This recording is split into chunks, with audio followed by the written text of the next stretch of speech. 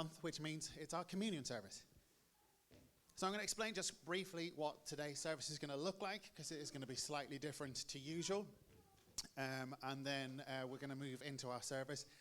I'll hand over to Louise and the worship group, and they're going to take us through the first bit. But this morning, because communion, and we are a family church, and I think one of the things that we're trying desperately to establish is to have a service essentially that is very family friendly. And so we're going to make sure that today communion will also be part and parcel with our children present. And I'll explain how we're going to do that. We're going to start off by singing a song. We're going to sing How Marvelous, How Wonderful. For many of you, you'll know that. Chance to be able to belt out some worship. And then we're then going to move actually into communion at this point. Now, last month we did the same sort of concept, and that is this, that we're just encouraging people to take communion together where you are. And so in groups of 3s, 4s, 5s, if you're a parent and you've got children, I want to encourage you to sit down with your kids and, if possible, explain what's going on. And I want for your kids that are with you to feel that they too can eat of the bread and wine. This is, if you go back to the initial early church, it was very much a meal that everyone would sit down and eat. And as part of that, there would be bread and wine. And so that's the way that we're going to enter communion today. So if you've got kids and they're making noise, I want to say fine, because this is a family environment. And so if you're as a group, I also just want to encourage you to do this. If you're as a group and you see that someone is sitting on their own, I want to encourage you just to invite that person to come and join your group, or as a group go and sit with the person who's on their own and to take communion together, because I think there's a time and a place to be very quiet and reflective with communion, but I think also there's a time and a place to be able to do this together as small groups. And so the way we're going to do this is we're going to bring the communion, both bread and wine, to you at the same time. And so I want to encourage you to actually take both the bread and wine together, hold on to them, and then together where you are sat, to actually then actually do the communion together. And so, and if it's helpful for you, even perhaps just to say that there's something that you're thankful for as you take communion, is the essence of kind of saying where we are together today, each of us have got something to be joyful for. Now, over the last couple of weeks, we've been looking at this idea of worshiping Jesus. And last Sunday, we looked at the blind man who, upon being given his sight back in John chapter 9, his response to that was that he worshipped Jesus. And the challenge last week is very similar to the challenge week in, week out, is what do we do in response to all that Jesus has done for us? Do we, like those who saw, who heard, who then carried on with their lives? Do we fit that category? Or are we going to see what God has done, listen to what he's saying to us, and our response is that we say, God, we love you. And so as we approach communion today, I just want to encourage you just to think about something that you can say, do you know what, God, I'm so grateful for, and to make that the center point of your communion as we break bread together. So that's going to be our service, and then from there we're then going to sing a couple of extra songs. Our children will leave as and when, and basically watch that corner. And if the wee ones disappear at that point, and you've got kids, then go with. That's fantastic. And then we're going to have our notices, a sermon, and then finish with the final song. So that's our service today. So I just want to encourage you where you are just to bow your heads. Let's just take a moment just to reflect on who God is, what he's done for us. Whatever's gone on in your week, just pop this to one side and say, Lord, this is about you. I'm just going to focus on who you are. And then as we're going to leave a period of silence, and then Louise is going to lead us in a prayer, and we're going to begin our worship together. So let's just pause.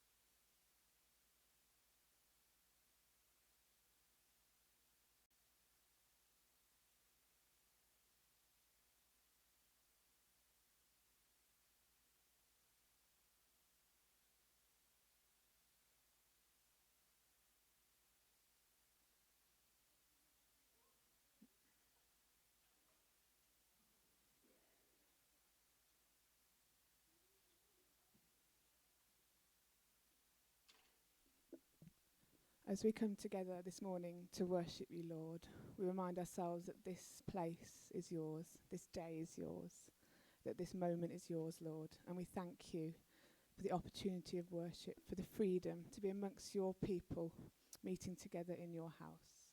Lord, we lift our eyes to see your glory. We open our hearts to receive your love. And we engage our minds to understand your truth. We offer your songs to praise your name, Lord. Amen.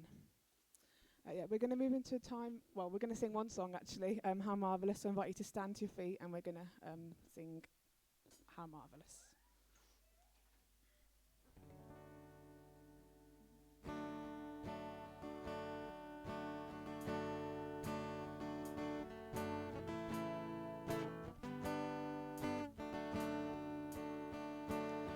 I stand amazed in the presence of Jesus the Nazarene,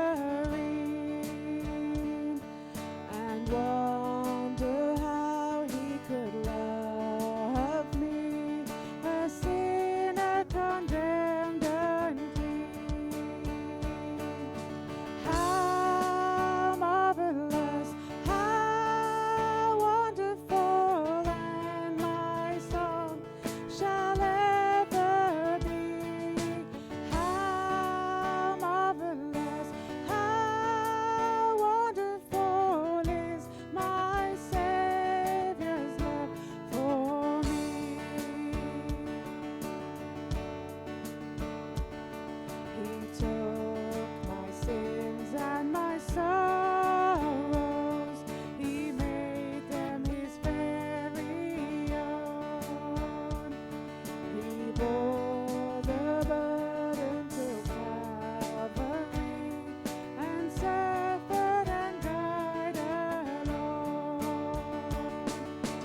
How marvelous, how wonderful, and my song shall ever be. How marvelous, how wonderful is my Savior's love for me.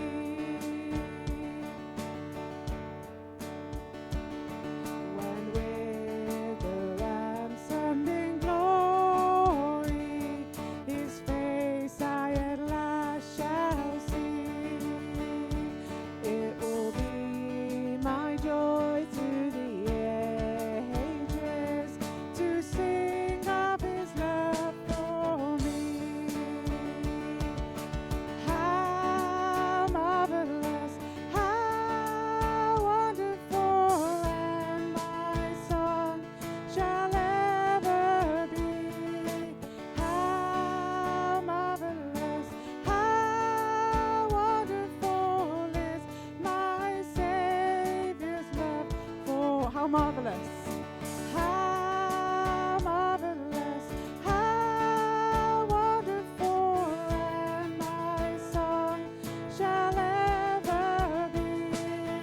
How marvelous, how wonderful is my Savior's love for me.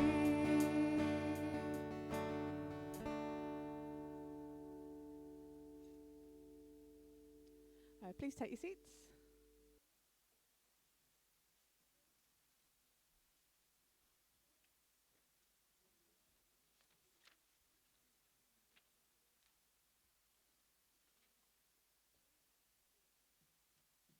Isn't?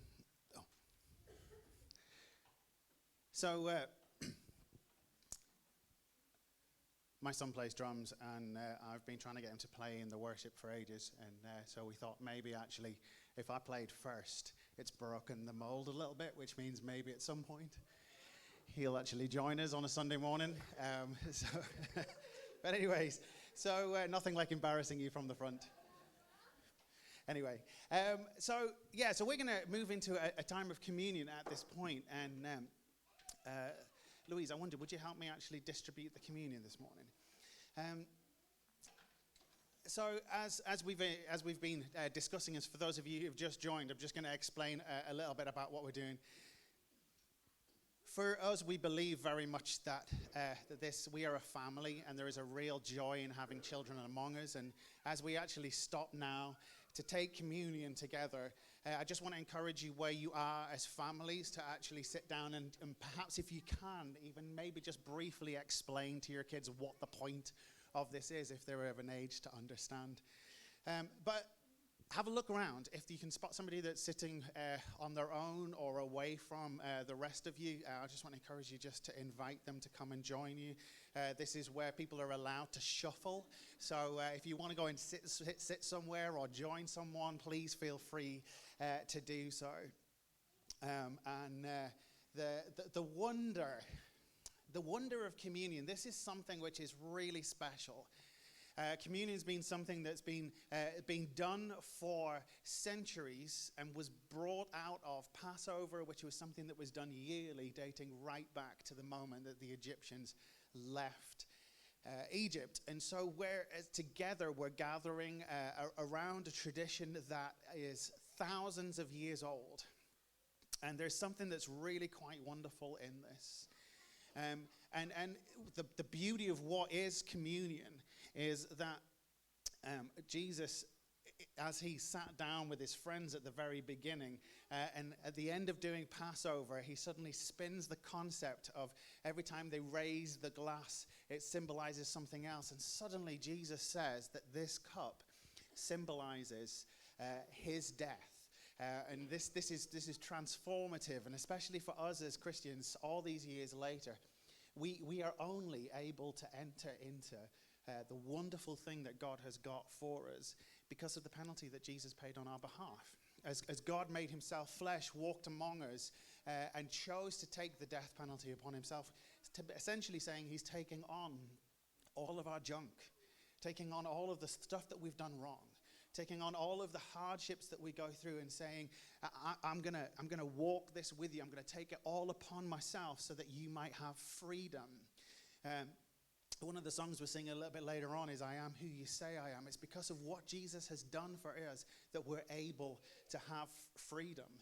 And I don't know what you're going through at the moment, but I want to tell you today that in Jesus that there is freedom. Whatever hardships there are at the moment, to know that Jesus wants to walk with you through it. And it's because of his death and because of his life. And as he was raised from the dead, we're brought with him into that newness of life. So the bread symbolizes the body. We're calling it wine, but today it's Schlur, just for a little bit of something special. And the two things symbolize the death of Jesus for us, and this is joyful. So we're going to break the bread, and then Louise and myself are just going to come and distribute it around. When it comes to you, take both the bread and wine together, hold on to them, and then we're going to take about 5 minutes for each of us, whoever you're sat with, just to be able to explain a little bit something you can be joyful for. And if it's just the fact that you've got air in your lungs, so much to be joyful for. So let's just pray, and then we're going to move into a time of communion. So let's just pray.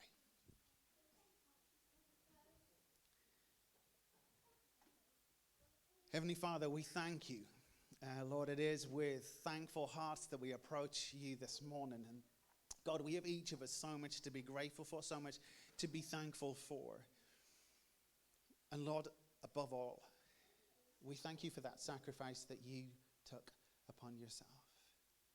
Lord, knowing that we are at best failures, Lord, that we can't live up to the perfect standard that we set ourselves, let alone that you would want for us to live. Yet, you love us enough that you were prepared to come and walk among us, and Lord, to die for us. Lord, that our sin might be blotted out. Lord, that our freedom might be handed to us in return. And so, Lord, we say thank you this morning. Amen. Louise.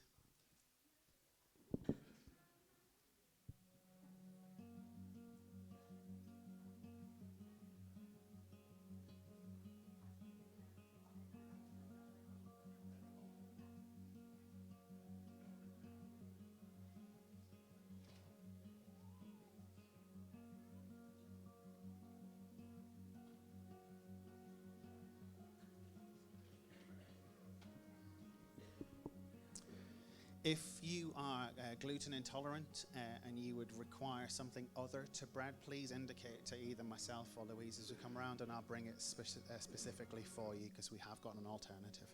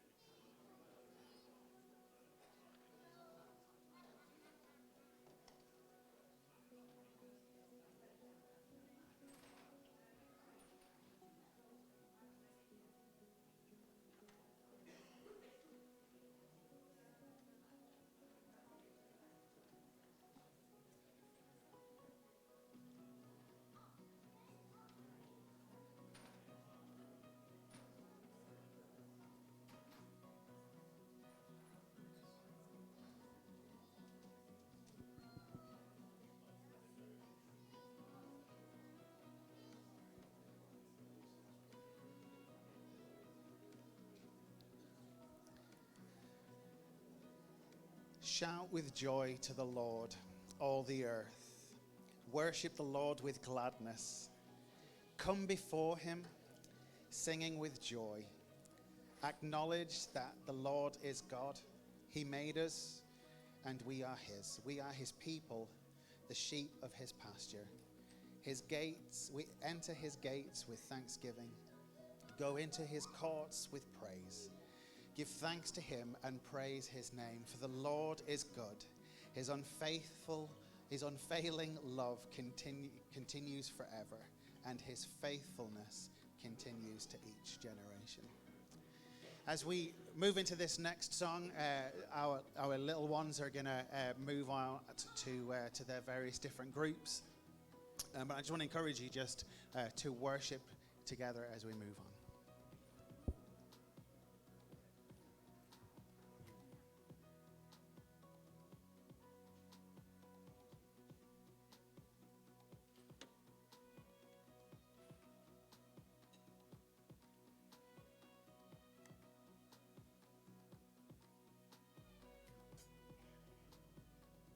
Shall we stand as we sing?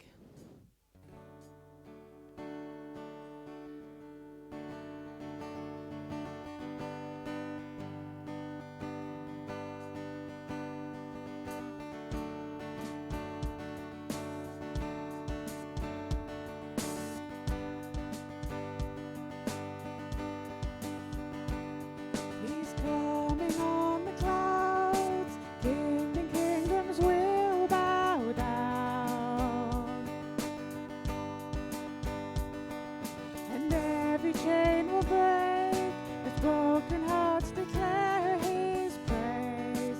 Who can stop the Lord Almighty?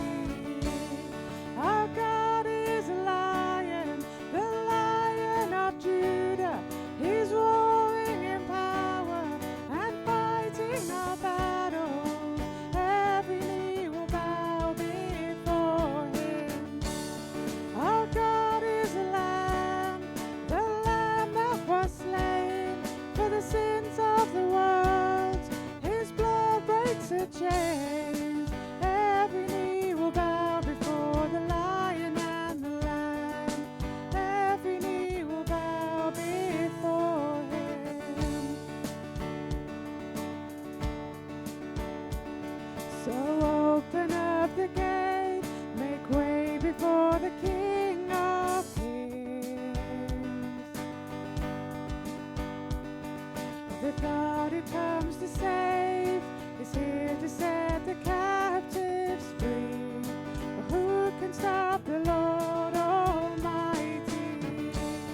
Our God is a lion, the Lion of Judah.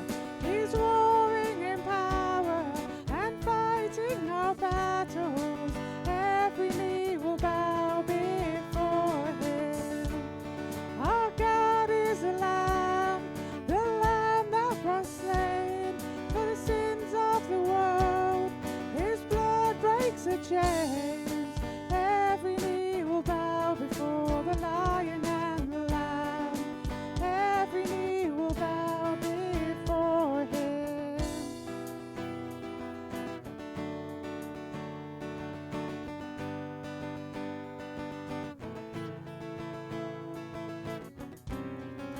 Who can stop the Lord Almighty?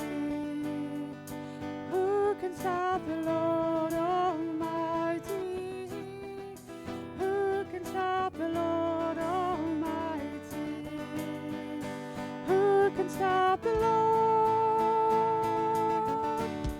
Our God is a lion, the Lion of Judah. He's roaring in power and fighting our battles.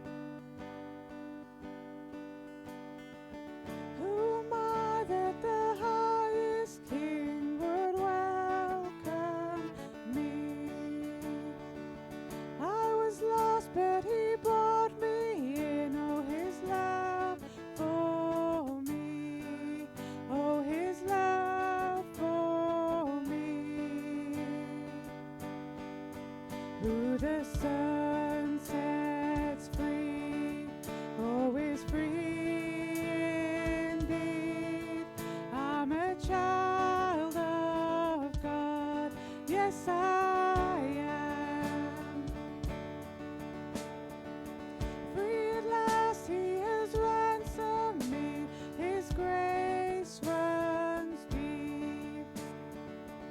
While I was a slave to sin, Jesus died for me. Yes, He died for me. Who the Son sets free, oh, is free indeed. I'm a child of God, yes I am. In my Father's house, there's a place for me. I'm a child of God, yes I am. I am chosen, not forsaken. I am who you say I am. You are for me, not against me. I am who you say I am. I am chosen. I am chosen, not forsaken. I am who you say I am. You are for me, not against me. I am who you say I am. Yes, I am who you say I am. Who the Son sets free, oh, is free indeed. I'm a child of God, yes I am. In my Father's house, there's a place for me. I'm a child of God, yes I am. Who the Son sets free, oh, is free indeed. I'm a child of God, yes I am. In my Father's house, there's a place for me. I'm a child of God, yes I am. Please take your seats.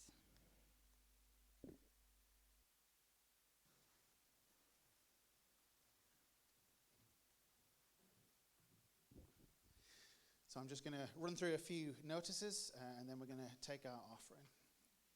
So when you came in, you no doubt were handed one of these fantastic sheets, and on it are a few things that I just need to draw your attention to.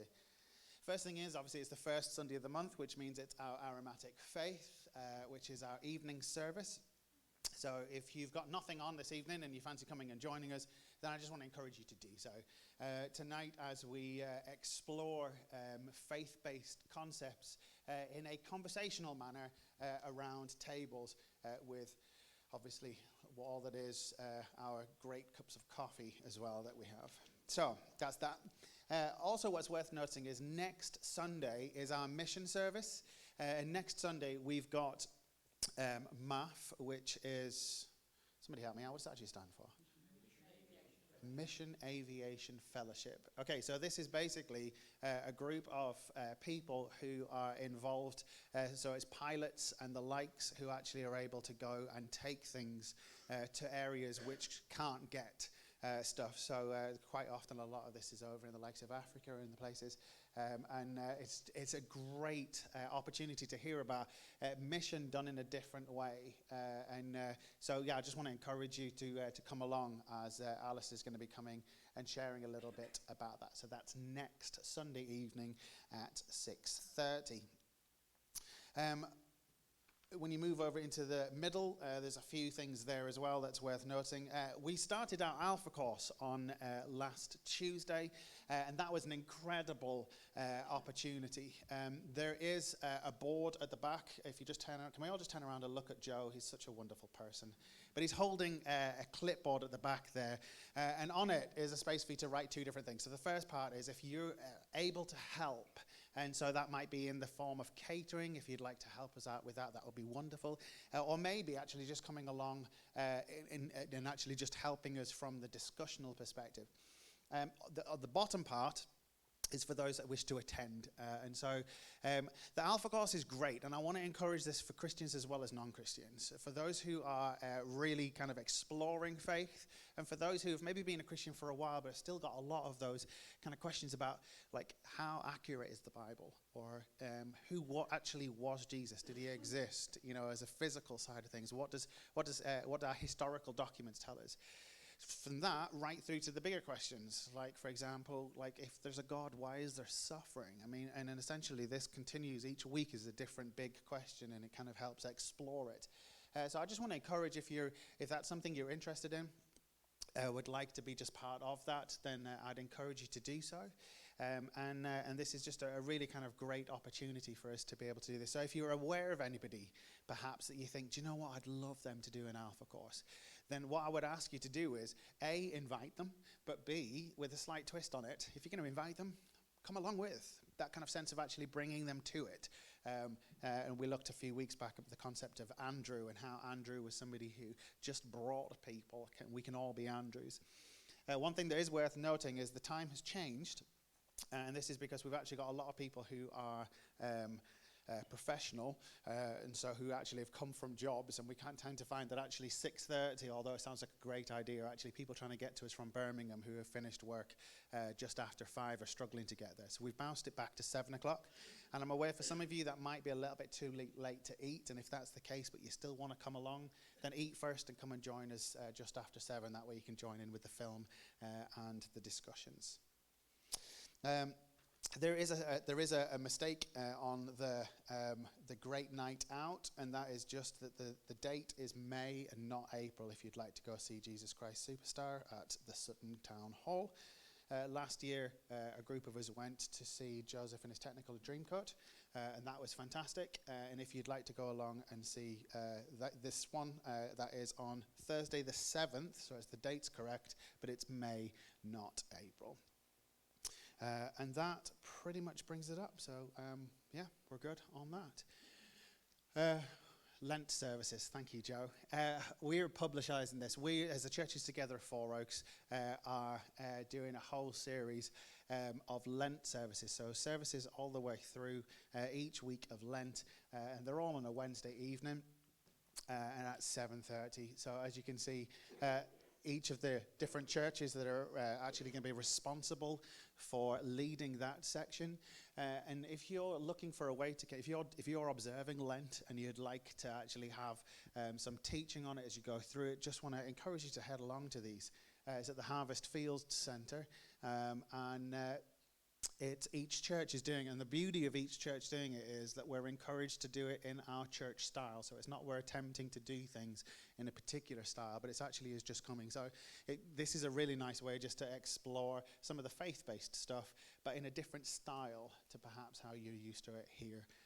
And if you're only going to be able to make one of them, can you at least try and make the 18th, because that's ours. Otherwise, it'll be me teaching a room full of nobody. So yeah, that's just worth mentioning as well. Fantastic. So we're going to take our offering at this point. So let's just do that.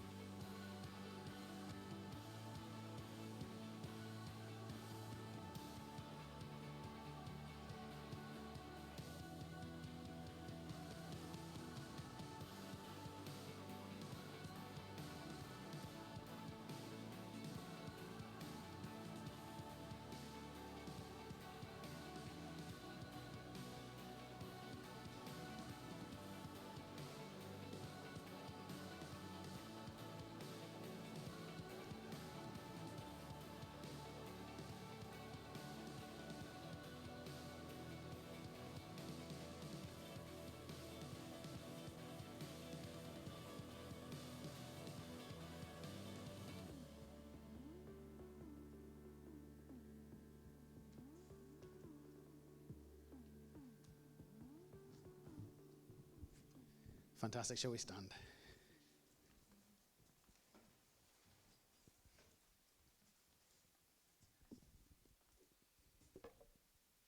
Heavenly Father, as we present this offering to you, Lord, as we started off this service with this concept of worship, Lord, as we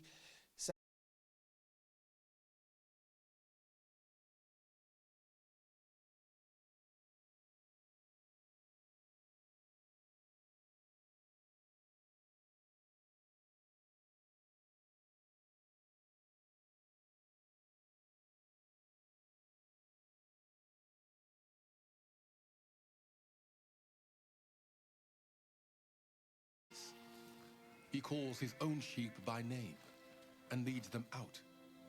When he has brought out all his own, he goes on ahead of them, and his sheep follow him because they know his voice. But they will never follow a stranger.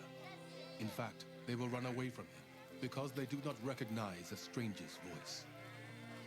Jesus used this figure of speech, but the Pharisees did not understand what he was telling them. Therefore Jesus said again, "Very truly I tell you, I am the gate for the sheep.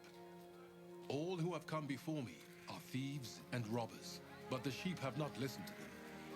I am the gate. Whoever enters through me will be saved. They will come in and go out and find pasture. The thief comes only to steal and kill and destroy. I have come that they may have life and have it to the full. I am the good shepherd. The good shepherd lays down his life for the sheep. The hired hand is not the shepherd and does not own the sheep. So when he sees the wolf coming, he abandons the sheep and runs away. Then the wolf attacks the flock and scatters it. The man runs away because he is a hired hand and cares nothing for the sheep. I am the good shepherd. I know my sheep, and my sheep know me. Just as the Father knows me, and I know the Father, and I lay down my life for the sheep. I have other sheep that are not of this sheepfold. I must bring them also. They too will listen to my voice, and there shall be one flock and one shepherd. The reason my Father loves me is that I lay down my life, only to take it up again. No one takes it from me, but I lay it down of my own accord. I have authority to lay it down, and authority to take it up again. This command I received from my Father." The Jews who heard these words were again divided. Many of them said, "He is demon-possessed and raving mad. Why listen to him?" But others said, "These are not the sayings of a man possessed by a demon. Can a demon open the eyes of the blind?" Amazing. So, this is the section of scripture that we're looking at today, and I think if you're anything like me and you've spent any length of time in church, this is probably a passage you've heard a few times. As we kind of go through this, I want to just try and help us kind of understand what's going on. And the best way to do this, actually, is for us to understand where it starts. Now, you see, if you were with us last week, then you will have heard what we talked about last week. And if you are actually within your own Bibles, you will notice that this new chapter comes with a new title. And so most of your Bible titles would say something along the line of the Good Shepherd and his sheep, or something to those levels. So as we as Westerners open our Bible and flick through, the headings are really useful. And they're put there for us as the modern reader. They're put there so we can find the section that we're looking for without necessarily knowing it all off by.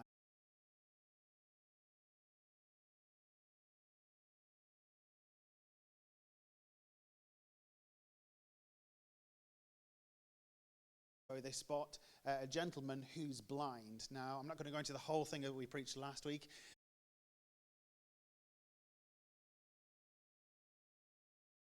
The synagogue, to which then he meets Jesus again. But because he only heard Jesus' voice first off, but didn't actually see him because he went to go and wash, and as he did, suddenly he's presented with eyesight. He's never actually met Jesus.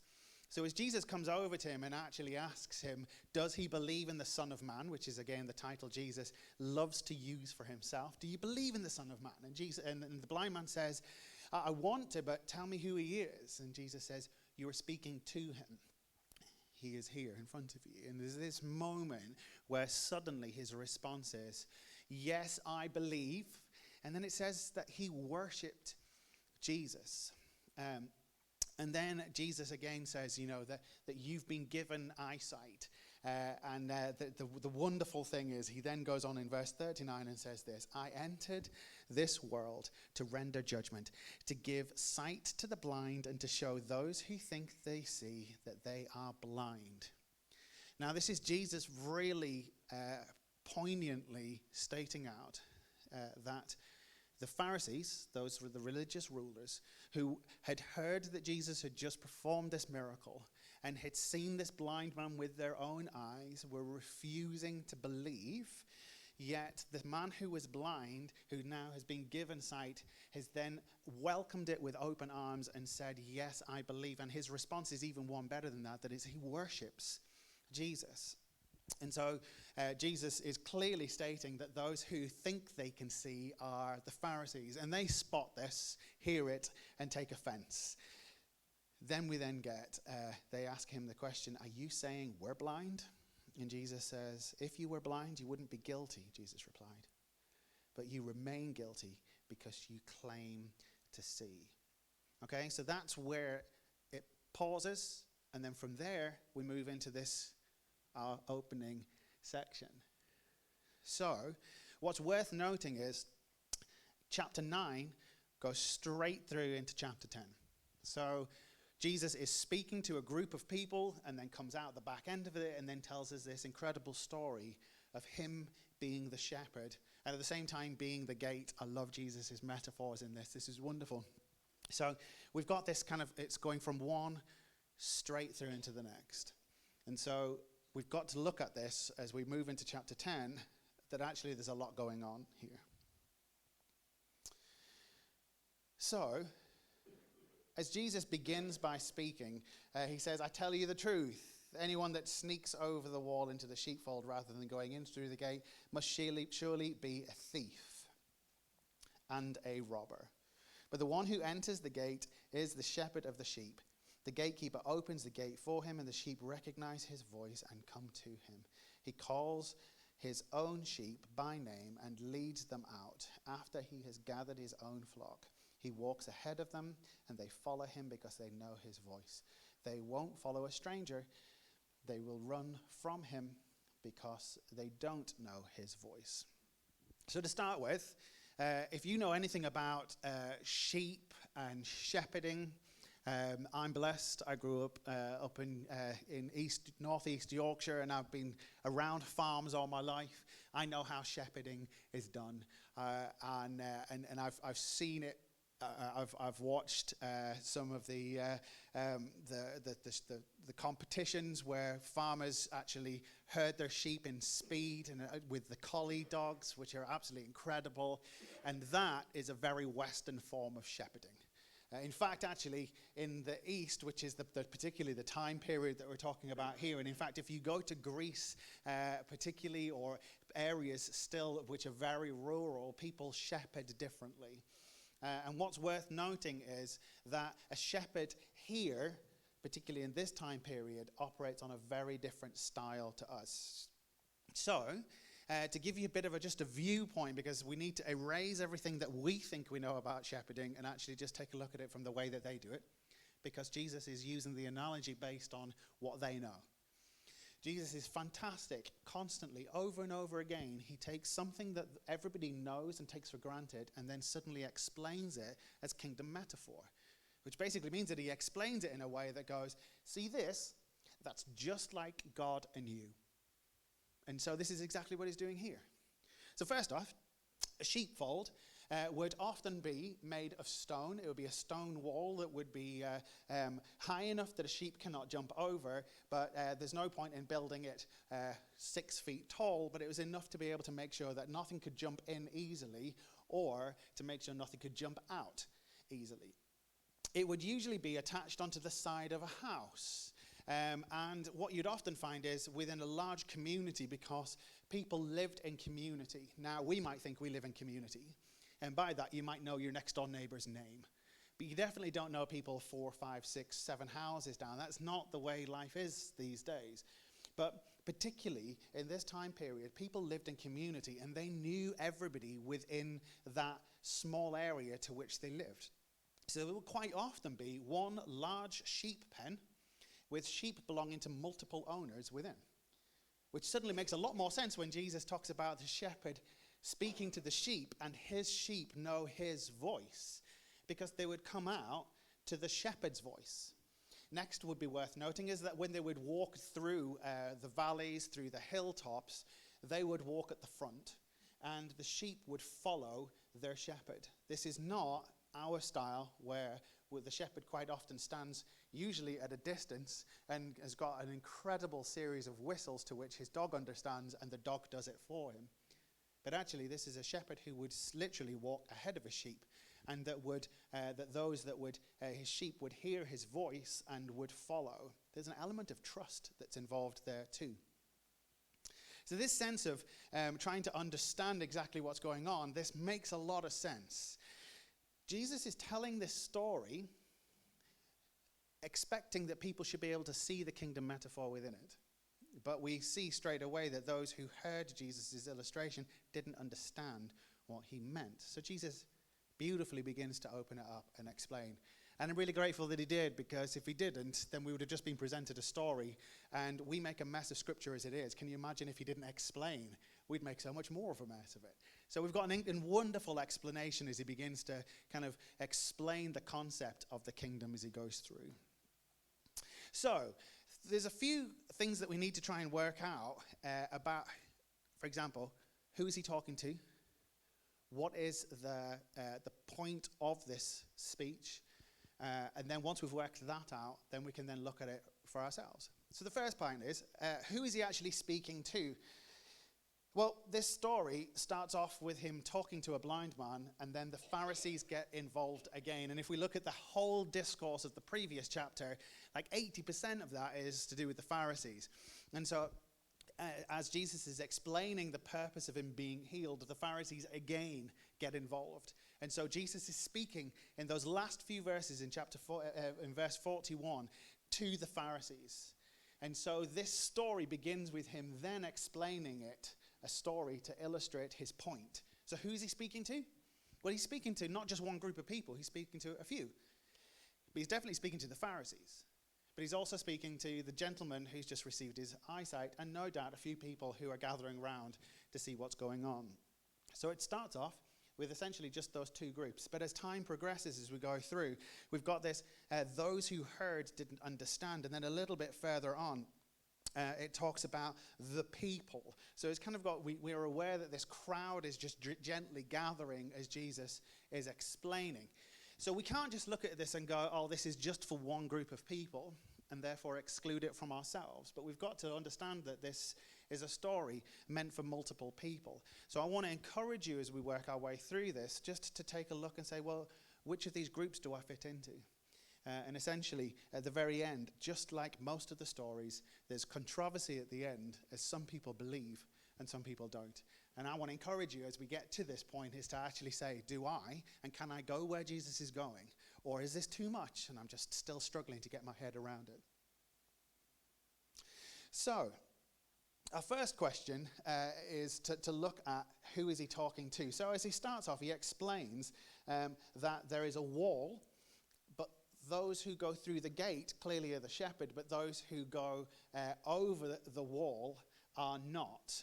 And then he uses two terms. The first one that he uses here is, he talks about, the first one is a thief and the second one is a robber. Now that's a real obvious play on words. First one, if you understand anything about theft, theft is usually done covertly. Its purpose is to get in and get out, steal and take what you want and then leave. Whereas robbery is different.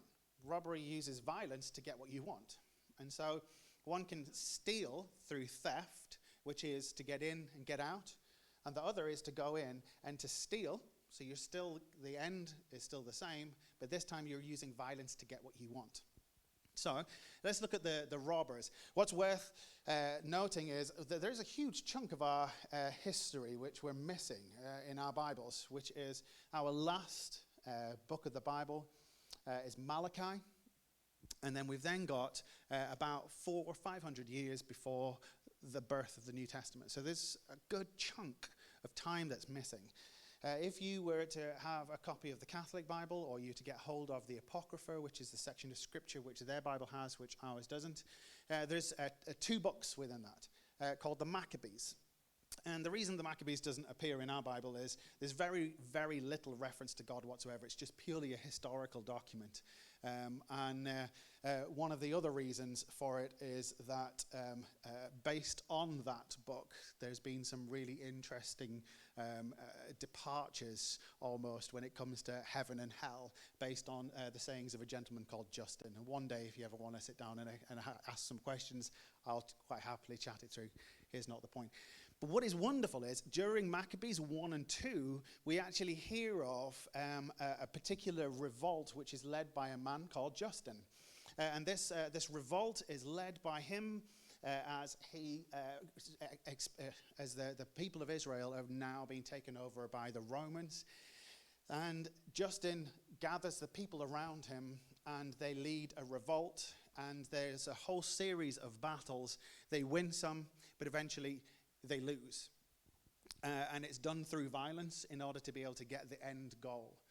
And so it doesn't take much of an imagination for those who are listening to him talking about robbers coming to steal through the use of violence, that pretty much most of the listeners would have been able to go, oh yeah, that's clearly, to use Justin's example, somebody who was a messiah of sorts, who came to bring back freedom to the people and through violence. But the end goal was that obviously the kingdom of God did not come about, because actually the Romans are still there. And so when Jesus uses this example and says that it's clearly they are not of the Father, that wasn't the way that God intended for it to be. So that's your first group, robbers. And actually, throughout the historical period, both, in fact, even after Jesus had gone, there's another revolt which leads to the destruction of the temple.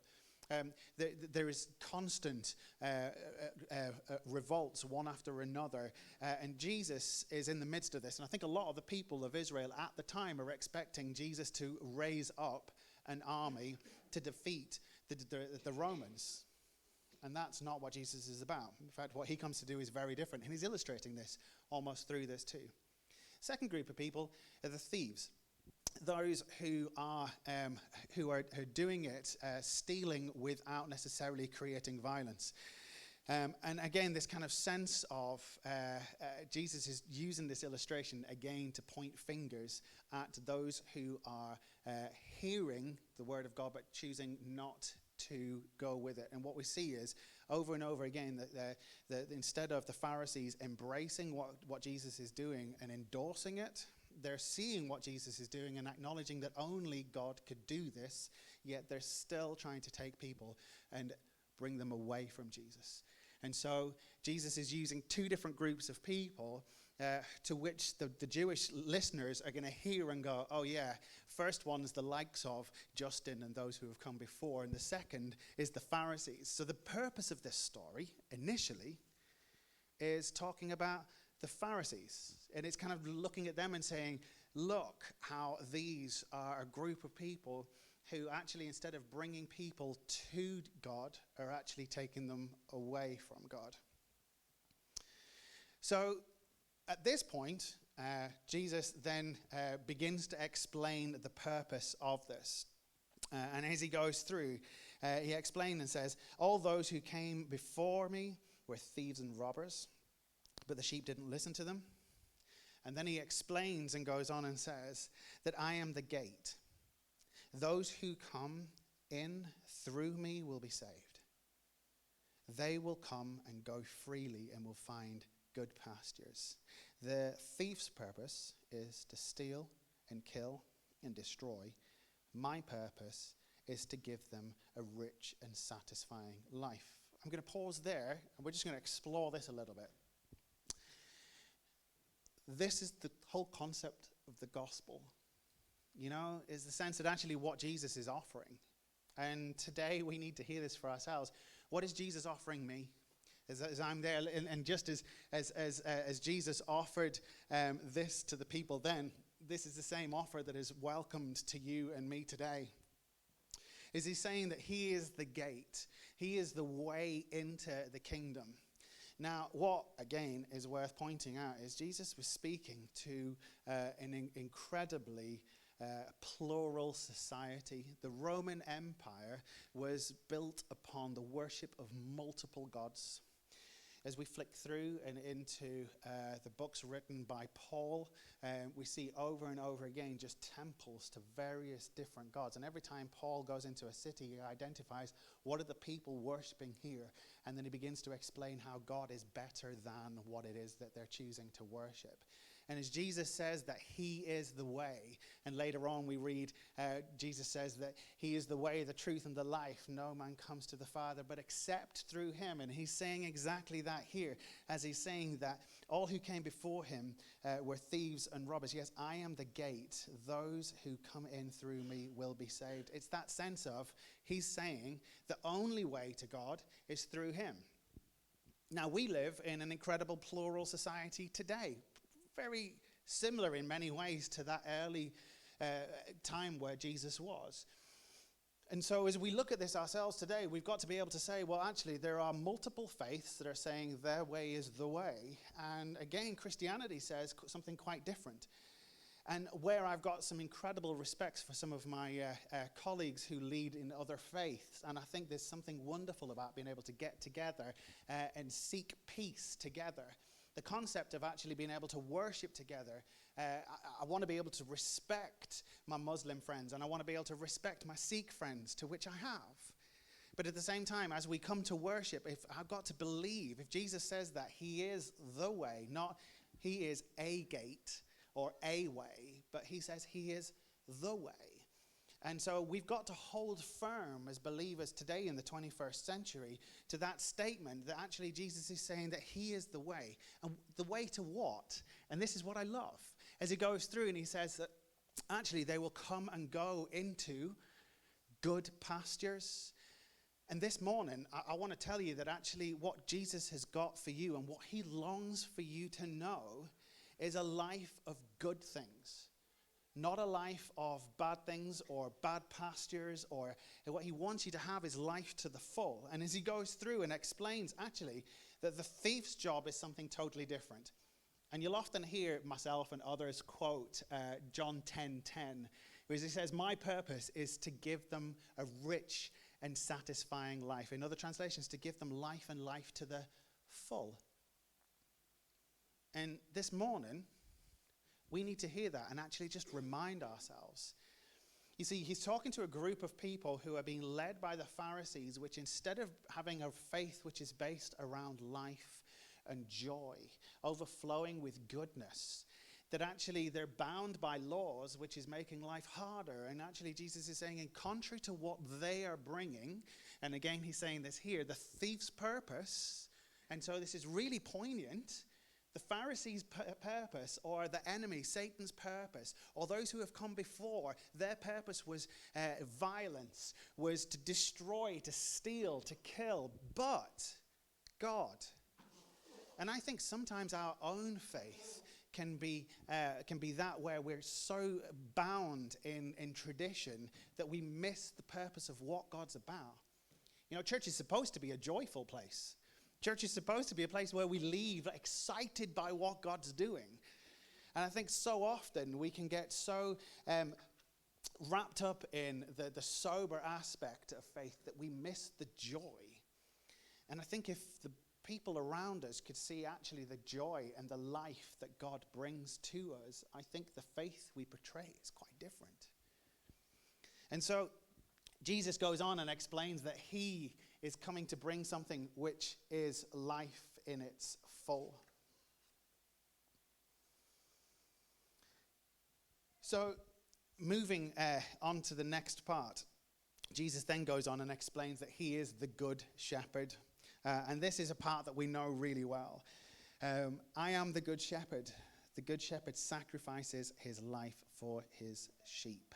A hired hand runs away when he sees a wolf coming. He will abandon the sheep because they don't belong to him, and he isn't their shepherd. And so the wolf will attack them and scatter the flock. The hired hand runs away because he's only working for the money and doesn't really care about the sheep. Again, this is Jesus pointing again at the Pharisees, saying these guys are just in it for the money and they don't really care.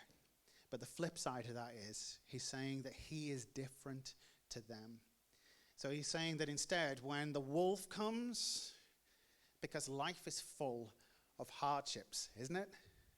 And when the wolf comes, he's not going to leave. That actually he would prepare to even lay down his life in order to be able to save rather than to run away. And so it doesn't take much imagination for us to be able to take that and go, okay, what does this mean to me today? Is that, you know what? I'm aware that in this room there are those who are battling with some of the worst illnesses in their body. I'm also aware that there are those in the room whose loved ones are going through hardships, and it's difficult. Life is brutal. And when we look at that passage and we see that the wolf comes, we don't have to use much imagination in our own lives to be able to spot the wolf. But what does Jesus tell us about it? He says that actually he won't run from. But the reality is that actually instead he wants to be with. And he will guard us against. Now that's not to say that because he's with us, the wolf doesn't come. And it does. But it's to say that actually he will never leave, never forsake, never run off. Why? Because he cares. And that's the point, is quite opposite to those who were there before, is that actually they're only there for the money. He doesn't really care about the sheep, which is a stark opposite to who Jesus is and what he's offering to us. And again, to be fair, this passage has just got so much in it that I could pull it probably into at least 3 sections and preach on each section individually, and it's really difficult for me to kind of skim over and to give it the due that it's worth.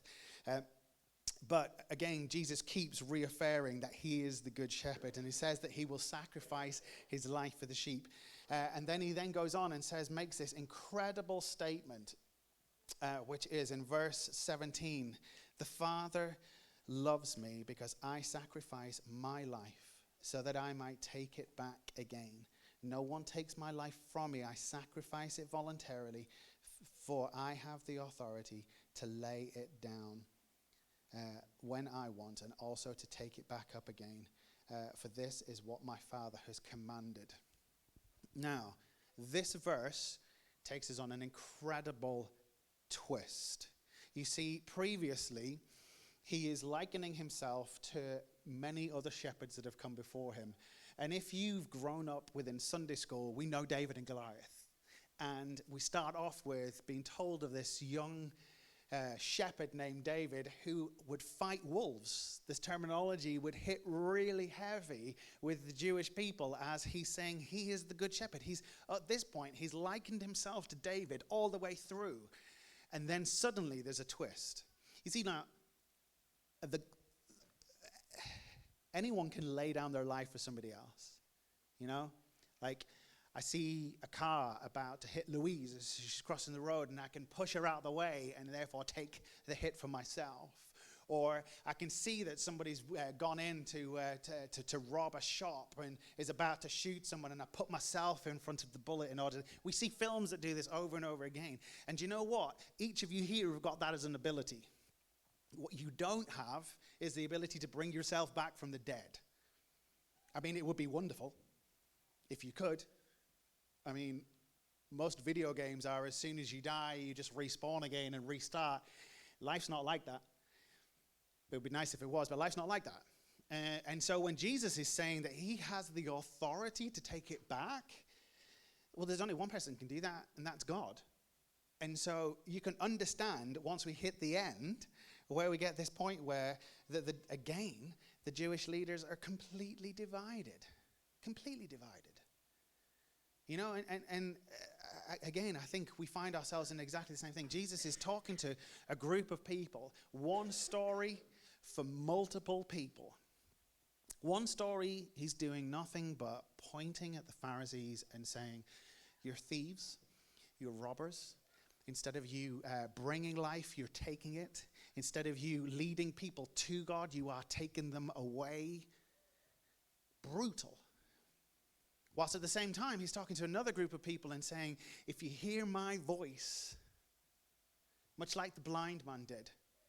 Do you know the statement when the blind man worships? I think we missed that. To worship something other than God? Well, the first 3 commandments of the 10 commandments are to love the Lord your God, is to worship nobody other than him. It's not to make idols, not to use his name in vain, right? And so those are the first section of commands, and this one man in the presence of multitudes of people falls down and worships Jesus. Now, unless Jesus is God, this is a major, major issue, and he's doing it in the midst of the temple. But Jesus himself is again bringing it back and saying, he is. Now, what is our response when we hear Jesus' voice? Do we worship him? Do we say, actually, yeah, God, I need you? And say, I worship you. Lord, you are good. Jesus, I thank you. We started off our service with this aspect of thankfulness and saying, God, I need you and I am thankful for who you are. And this is what the whole of this story is about. And he's saying that if you would worship me, if you would follow me, if you hear my voice and follow me, I will bring life. And you will come and go into good pastures. And yes, life will be difficult. The wolf will turn up, but I will stand by and I will guard you and I will make sure that no major harm comes to you and your soul. And so the beauty of this story is Jesus saying, this is who I am. Would you come and would you follow me? And just as the blind man heard his voice and then worshipped, so we today hear his voice. And I want to encourage us as we read through these passages of scriptures is to listen and say, God, what are you saying to me? And as we spend time in prayer is to say, Lord, I need to hear your voice. Speak to me. And as we follow him with what little understanding we have, we are following in the footsteps of our shepherd who will guide us, who will guard us, who will love us, who will stand by us regardless of what comes in our lives. This is the beauty of the gospel. This is the story to which he is speaking. And you may think, well, that's fine. And it does say in the previous verse about how Jesus says he has other sheep from other flocks. And yes, this is written to a Jewish people. Who are the other sheep? Who are the other flocks he's talking about? He's talking about those who are not Jewish.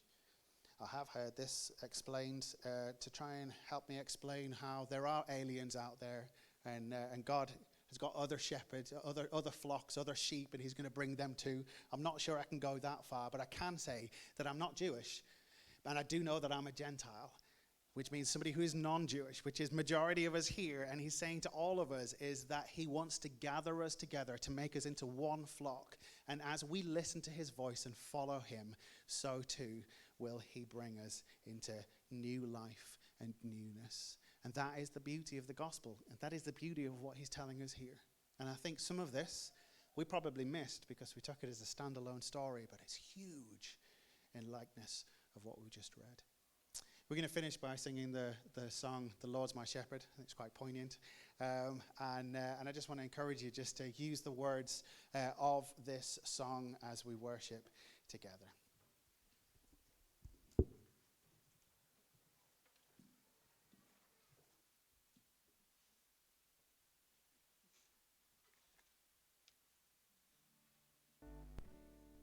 Let's stand.